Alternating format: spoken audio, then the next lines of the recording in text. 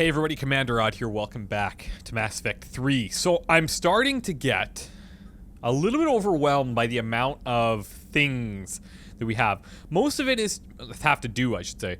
Most of it seems to be just like go and grab some stuff and then come back.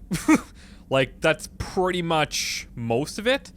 But what I think I'm going to do, as was suggested to me in the comments by a very well-spoken individual, he was saying that if you start the shore leave now, this is the impression I got. You start the shore leave now, and then things kind of flow like more naturally through the rest of the game.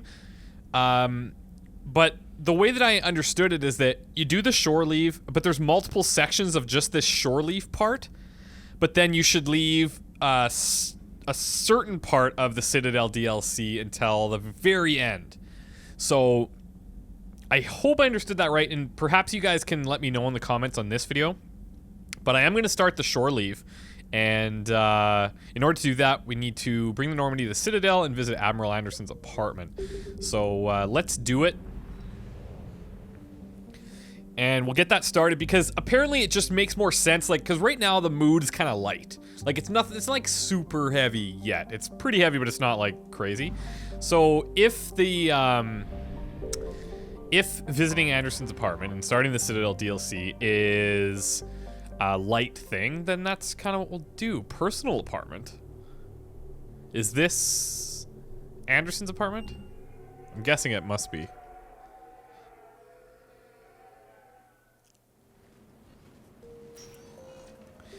But I certainly don't want to go through all of it, so if you guys can give me some direction on exactly what to do and how much to do it, then I'll try to massage this DLC in the best way possible. Shepard. Admiral, how are you holding up? Day by day, Commander. Yeah. Hackett sent me a message about this apartment. I want you to have it. Oh. Take it off my hands. Are you serious? Look at this You place. need a place that's yours. Somewhere to recharge. Clear your head. Kaylee wanted us to settle down there. Thing is, the longer I'm on Earth, the less I want to leave. And I want as few loose ends out there as possible. Like I said, you'd be doing me a favor. Well, that's really cool. Thanks. That's very generous. It's practical. We need you in the best shape possible. Rested. Focused. If you say so. Thank you. And make yourself at home, damn it. It's yours now. I'm sure I can manage. Okay, good. Been meaning to do that for a while. I'll talk to you soon. So long, Admiral. Anderson out. Wow. Yep, this is insane. Notes for Anderson's biography, relationships. You never asked me about this, but my wife just called. My ex-wife. Nobody likes to talk about the toll that long months apart can have on military relationships. You have received a new She message. wasn't military. She couldn't handle it. But it's not even about military and non-military, damn it. It's space flight. Space flight. Finding the mass relays, miracles of engineering. Human imagination rising to meet our desires. We pay a price for that curiosity, that drive. Our relationships suffer. People we love suffer. But that's reality. And it's worth the cost. I must have thought it was. I guess I still do. In the end, you just have to hope you made the right choices. So, I assume we're going to get a whole bunch of different... Okay, this is all about Anderson. Interesting. The Normandy? A brand new ship. My ship. You don't forget that moment. The first time you're standing there. The whole crew looking to you for direction. Unforgettable. I'd led men and women before that. Seen a lot of combat already. Always managed to find my way home in one piece. Do that a few times, you begin to think you know better than the next guy. Maybe you do, I don't know. But if you're lucky, really lucky, you find yourself on a good ship, in front of a good crew. A crew you can trust with your life. Gifted. Disciplined.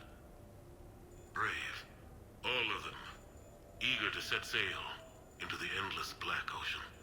I still remember my XO asking what my orders were. Shepard, I said, let's see what we can find. Stereo? Oh yeah, big time. That's really setting the vibe. Okay, this is not the music I had in mind for relaxing. So we're going to be turning that off. Thank you. Okay, N7. And I was going to say, like, we are actually pretty lucky because we have the ship and we have the crew, and I trust those guys. So that's cool. Embarrassing moments? I've got more of those than anyone will ever know. Only way to learn something.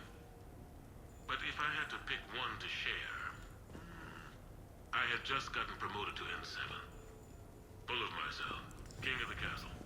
Found myself buying drinks for undesirables in some rundown bar in the wards. They toasted my recent promotion. Hell, they would have toasted Batarian slavers if it had got them more drinks.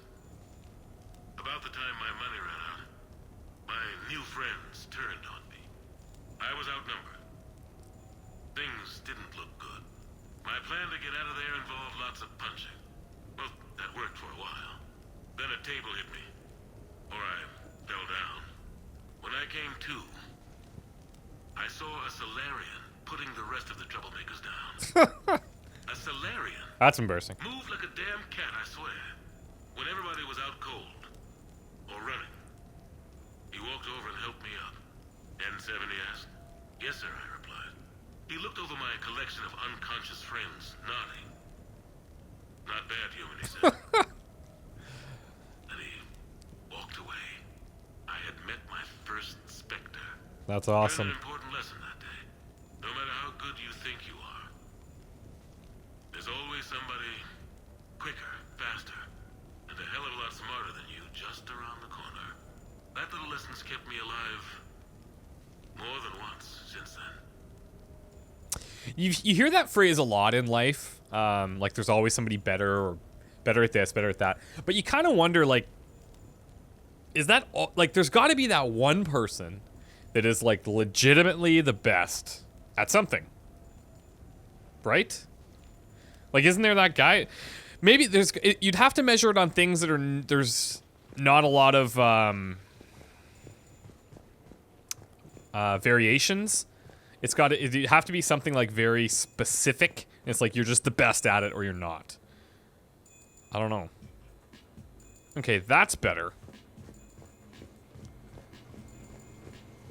Oh, he's gonna talk about me. That'll be nice. Maybe. Sure, I can talk about Commander Shepard. Big topic. There's been a lot written about the Commander, but most of it isn't true. People are quick to judge. They don't know the whole story. I don't even know the whole story. But I know the man. Worked with him. Fought with him. Trust him with my life. Shepard's had some rough patches. Who of us hasn't? He's been forced to fight a lot of battles alone. God only knows how he got out of some of that. Makes your head spin. Thing is, you never heard a complaint. Never once got, no sir, I can't do that. He never hesitated. Few people know what Shepard's been through. I'd like to think I come pretty close. And I worry sometimes he forgets. There's a whole bunch of people who lose sleep over him getting back home. Maybe it doesn't need to be said. Maybe we're too dumb to say it. Soldiers like the Commander are rare. Men like Shepard, even more rare. That's really cool. And you know what? He didn't have to say that. He didn't know we'd be listening to it, I assume, unless he planted these around his apartment. Which, I guess is possible. What is that frickin' dinging noise? Ooh, damn, this is nice. I feel like there's, like, a secret somewhere. Okay. I have your new questions here. As a leader, do I ever feel that the end justify the means? Spirit of law over word of law. I'm not going to touch that with a 10-foot pole, but I think I know what you're after. You're referring to the way I, arranged to have the Normandy released to Commander Shepard before the Battle of the Citadel. I'm not sure how valuable hindsight is to the military. Obviously, it worked out for the best. Without the Normandy and Commander Shepard free to do what they needed to do, what we needed them to do, Saren might have taken the Citadel. I think it's clear what a different galaxy this would be if that had happened. I did what I had to. If I had been wrong, I would have gladly accepted the repercussions. The real trick is never being wrong. If you're looking for more action and less philosophy in these notes, let me know. I don't know if I missed it, but I'm not sure who he's, like, talking to specifically when he says that. Oh, these are what's beeping here. Okay, we'll get to those. We'll get to those.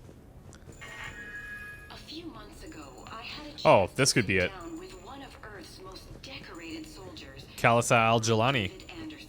Maybe that's He who's was asking the kind enough questions. to answer my questions and talk about his career. Today, the Admiral is on Earth, leading the defense of our home against the Reapers. We have no communication with him or any soldiers on Earth, but we can't forget what they're doing for us. Tonight's show is dedicated to all of the soldiers out there, fighting and dying to keep us safe. Admiral Anderson, today marks the 30th anniversary of the N7 program. Can you describe your first day of training in this now famous program? The Interplanetary Combatives Training Program is all business from day one. How so? We're given basic gear, then separated and stranded on an asteroid with no nav data. The test ends when the last person runs out of Jesus. Sounds daunting. What happens to the ones who run out of air first? They die. out of the program. Oh, okay, fair enough. The best N7s can survive alone, but work together to survive even longer. That's very impressive, Admiral. Deep space survival training. That has to be so difficult. All of it would take such strength of character. Well, just plain strength.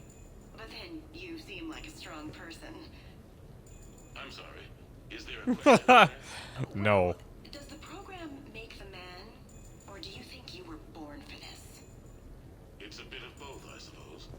Every soldier reaches a point in their career, sometimes more than once, when they are asked to give more than they ever thought they could. That moment is the test. I've seen men and women, almost sure to fail, persevere long past the point of breaking. That experience changes them. Others, with all the gifts and abilities, fail in that moment. Sometimes they pick themselves up and carry on. Sometimes they're just done. What about you? What was your moment?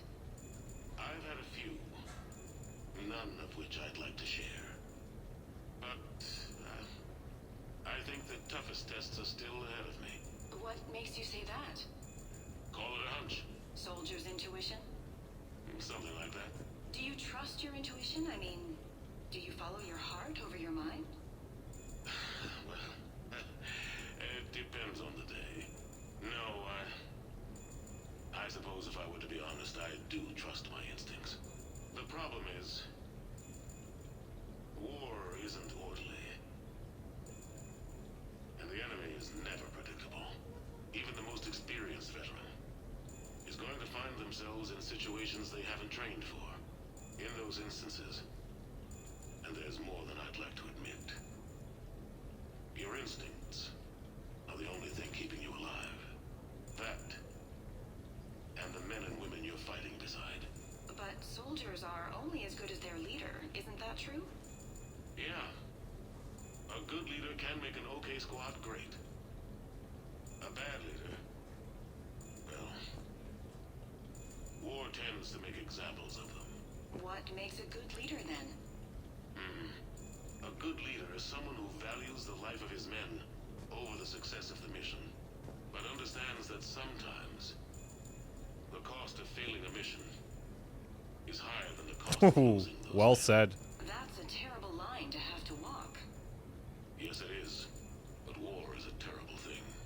Thank you for your time, Admiral. Thank you. The remainder of this interview was to take a more personal look at Admiral Anderson's life. It wasn't finished when the Reapers invaded. We can only hope that the Admiral and the soldiers under his command survive to tell us the rest of their stories. I'm Khaleesa Al-Jilani. Thank you for watching. So perhaps these things are about that. Okay, I gotta check these first because, well, they're really annoying. Okay, dinner at sushi place on me. Hey Shepard, I've got a few things I wanted to go over with you. With the Normandy and dry dock, I figured we can meet up at the Ryusei sushi place down in the wards. I hear it's the best. So, correct me if I'm wrong, but these excursions, probably with different people, are all okay to do, but then there's certain things that aren't okay. So I really need some clear direction on where to go, because I understand, like, I've never played this before, so people that have played it, you'll kind of know where it's best to fit, like from just a story perspective, a way that it makes sense. And that's why I'm looking for so much advice on this DLC specifically. Okay, that's so much quieter. We should have done that a long time ago. So shore leave is updated. Okay, so yeah, my understanding is that as long as it says shore leave, we can keep doing those to kind of progress as we want. So every time we come back to the Citadel or whatever. Okay, good. Oh, are you serious? Don't tell me I have to buy this stuff. No. Ancient accent wall. Tables, that's all I have for some reason. Seating, we could do... Does that actually... Can I place both? The armchair as well? Because they look like different spots.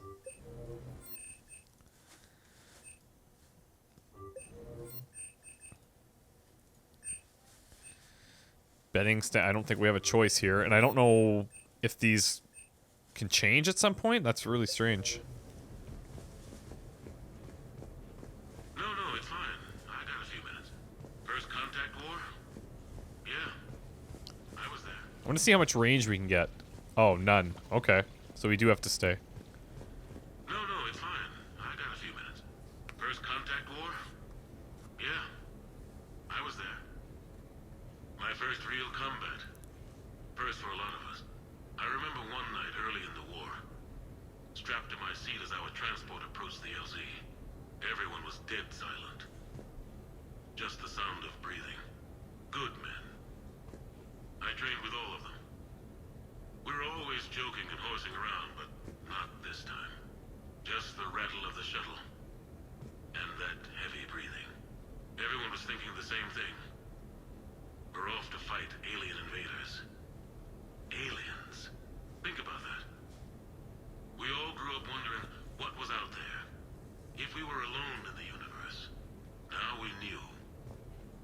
We weren't alone. And we were in trouble. So there we were.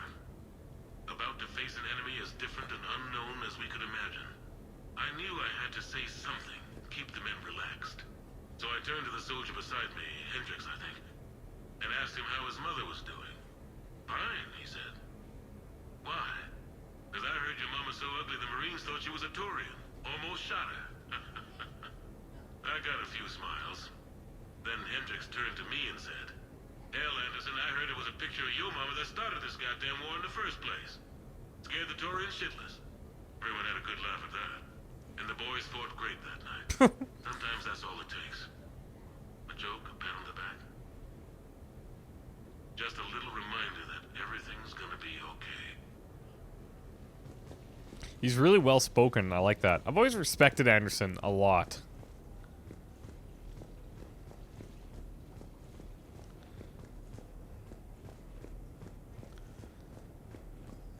A little bit of abstract art. Never killed anybody. This music's not appropriate. We're going to be passing on that.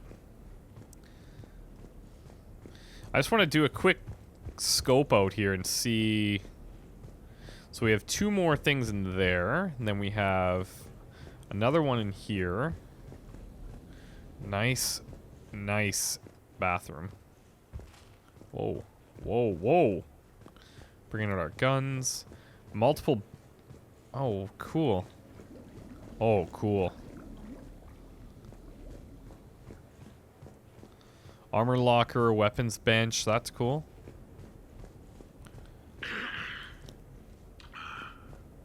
Okay. So, Tombstone data. Admiral David Edward Anderson. Not sure why anybody would be interested, but thanks for asking. I was born in London, June 8th, 2137. The last of 3 children born to Ursula and Paul Anderson. A nurse and a flight mechanic, respectively. But that's a little dry. And someone's gonna spice this up, right? Never been much for the spotlight. Anyway, where was I? It was a second marriage for my parents. They were almost 50 by the time they had me. My mother worked shifts, so my father would often take me to the base. While he worked, I watched transport ships and fighters take off. Worked his whole life around space travel, my father. But he never left Earth.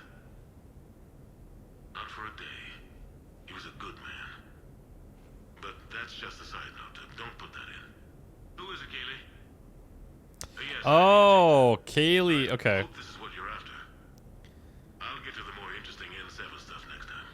Or no, because he was with Kaylee, so he's not asking her. I guess I'm a little confused on who's interviewing him, or if he's just doing this like autobiographically, but it doesn't sound like he is. The Turians. Because the way he's responding, right? Like he's responding to questions. I might not always see eye to eye with the politics and the individual, but I have a great respect for the Turian military. Any Alliance soldier lucky enough to take part in their training programs will certainly be better for it. Their precision, skill, and discipline come together in a way that's second to none. Not that I'm faulting our own people or training. It's just that after fighting Turians in the First Contact War, years later, I had the opportunity to observe and train on Palaven. It was a turning point for me. And I would encourage any soldier to try it. It's a unique experience to put yourself in the squad of a Turian commander. My commander was an uncompromising bastard named Bartix Oryx. If you can find him, just ask how the platoon I commanded was trounced in his strategy game. Humbling. But I've used what I learned that day many times. The xenophobes will have their say. But I think it's vital that we do more of this kind of cross-species training. There you go. And if you do find General Oryx, let me know. I owe him money. And Anderson always pays his debts, apparently. Well, I think... Or wait, there was one more in here, wasn't there? Yes, there was. The Normandy SR-1. You asked me to talk about the SSV Normandy. The Normandy SR-1. As commander of the Tokyo, I was consulted on the Normandy's design and on board for her initial training exercises. The average person probably doesn't know that the Normandy was a joint project with the Turians. Acting CO, Eli Xander, was no diplomat. She ran out of patience with Turian posturing and politicking during construction. The chief architect of the Drive Corps, Octavio Tatum, and his team of Turian engineers were in the CIC for final training exercises. Tempers flared when Xander pushed the limits of the stealth system, waiting to vent the IES well past what Tatum was comfortable with. I tried to calm the situation, but it still ended with the Turian scientist in shackles and a human-Turian fistfight at Korra's den later. Funny now, when I first laid eyes on the Normandy, she was the most beautiful thing I'd ever seen. Day after that training run, Admiral Wright found me on the bridge. She's yours, he said. Can't trust her to Xander. Send me a list of crew from the Tokyo you'd like, and prep for your first mission. Short command thanks to Saren. Still, one of the highlights of a long career. Actually, I really enjoy these stories from him. Like, it's really cool. Like, as you can picture him just having all this experience and this giant just wealth of knowledge that he wants to, or I would say he wants to share it. He's probably pretty cool with it. I doubt this would unlock anything. And we've been back here. Yeah, so this is everything. Interesting. So I'm not sure if I should progress straight to going to see Joker, or if I should kind of bounce around. But it seems like we've listened to all of the diary entries from Anderson. I'm a little foggy, unless I missed it, I'm a little foggy on who exactly he's speaking to. But we did see his interview on ANN with Kalisa. So that was kind of cool, and I'm not sure if these are also related. It could be just part of a larger interview, but yeah, I'm looking for some direction on which parts of this to do and when to do them. And so far, you guys, it's been fantastic, and I think this actually fits really nice at this point of the story. So if we can get some further direction on that, it'd be great. We'll see you guys next time. Bye.